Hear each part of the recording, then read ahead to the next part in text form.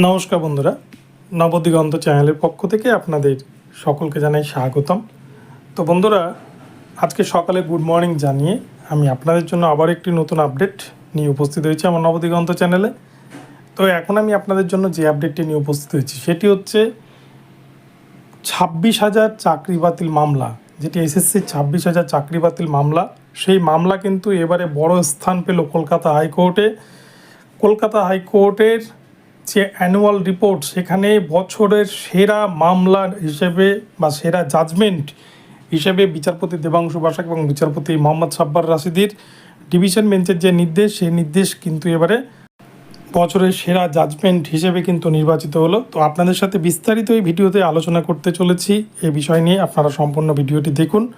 ভিডিওটি আপনাদের জন্য ভীষণ ইনফরমেটিভ হতে চলেছে। তবে তার আগে বলি, যারা প্রথমবার চ্যানেলটি দেখছেন আপনারা অবশ্যই চ্যানেলটিকে সাবস্ক্রাইব করে নেবেন এই ধরনের আপডেট সবার আগে সর্বপ্রথমে পাওয়ার জন্য।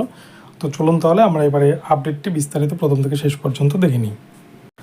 তো বন্ধুরা, আপনারা জানেন যে এসএসসির যে 26,000 চাকরি বাতিল মামলা, সেই 26,000 চাকরি বাতিল মামলায় কিন্তু একটা জাজমেন্ট, যেখানে কিন্তু 26,000 চাকরি পুরো বাতিল করে পুরো প্যানেল, পুরো যে নিয়োগ প্রক্রিয়া 2016 সালের সম্পূর্ণ নিয়োগ প্রক্রিয়াকে কিন্তু বাতিল করে দিয়েছিল বিচারপতি দেবাংশু বসাক এবং বিচারপতি মোহাম্মদ সাব্বার রাশিদির ডিভিশন বেঞ্চের যে নির্দেশ।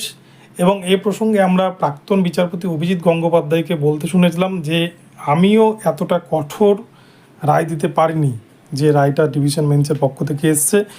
তো সেই রায় কিন্তু সারা ফেলে দিয়েছিল গোটা ভারতবর্ষ জুড়ে, কেননা একটা পুরো রিক্রুটমেন্ট প্রসেস, যেখানে গ্রুপ সি, গ্রুপ ডি, 9, 10, 11, 12 এর মতো টিচার এবং নন টিচিং স্টাফরা রয়েছিল, সেখানে পুরো নিয়োগ প্রক্রিয়াকে বাতিল করে দিয়েছিল কলকাতা হাইকোর্টের বিশেষ ডিভিশন বেঞ্চ, যেটা সুপ্রিম কোর্টের নির্দেশেই কিন্তু এই বেঞ্চ গঠন করা হয়েছিল। তো এই রায় সারা ফেলে দেওয়ার পরেও সুপ্রিম কোর্টে যদিও কিন্তু মামলাটি বর্তমানে স্থগিতাদেশ, অর্থাৎ কলকাতা হাইকোর্টের রায়ের ওপর একটি অন্তর্বর্তীকালীন স্থগিতাদেশ হিসেবে কিন্তু রয়েছে। এখনও এই মামলার চূড়ান্ত রায়দান হয়নি সুপ্রিম কোর্টে। কি হবে সেটা ভবিষ্যতেই জানে।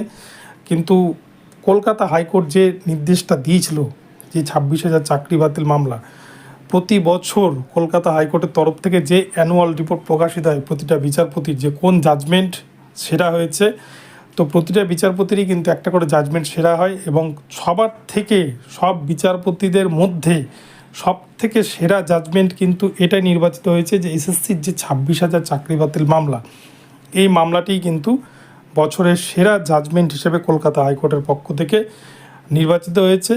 তো এই প্রসঙ্গে বিচারপতি দেবাংশু বসাক এবং মোহাম্মদ সাব্বার রাশিদির সম্মান কিন্তু অনেকটাই বেড়ে গেছে এই অ্যানুয়াল রিপোর্টের পর। তো আগামীতে এই চাকরি বাতিল মামলা প্রসঙ্গে কী রায় হয় সেটাই দেখার।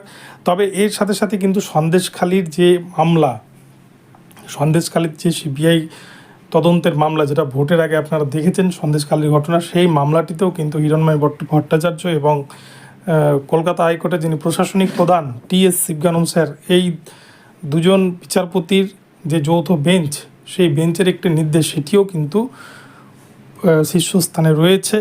তো এরকম কিন্তু বিভিন্ন মামলাগুলো শীর্ষস্থানে রয়েছে, কিন্তু সবার থেকে প্রথম স্থানে রয়েছে এসএসসি 26,000 চাকরি বাতিল মামলা। তো বন্ধুরা, আপনাদেরকে বিষয়টি জানালাম। কলকাতা হাইকোর্টে যেহেতু বিচারপতি দেবাংশু বসাক এবং বিচারপতি মোহাম্মদ সাব্বার রাশিদির এই মামলা শীর্ষস্থান অধিকার করেছে, সুপ্রিম কোর্টও হয়তো কিন্তু এই মামলার রায়ের একটা প্রভাব পড়তে পারে আগামীতে। তো 10,000 পাতার যে রিপোর্ট জমা করা হয়েছে সুপ্রিম কোর্টে, সেই রিপোর্টের উপর ভিত্তি করে কিন্তু অনেক কিছু এবারে পরিবর্তন হয়তো হতে চলেছে। তো কী হয় সেটাই দেখার। তো ভিডিওটি ভালো লাগলে চ্যানেলটিকে সাবস্ক্রাইব করে দেবেন, আর এই ধরনের আপডেট প্রতিনিয়ত পেতে চ্যানেলকে ফলো করতে থাকুন। ধন্যবাদ সকলকে, সকলে ভালো থাকবেন।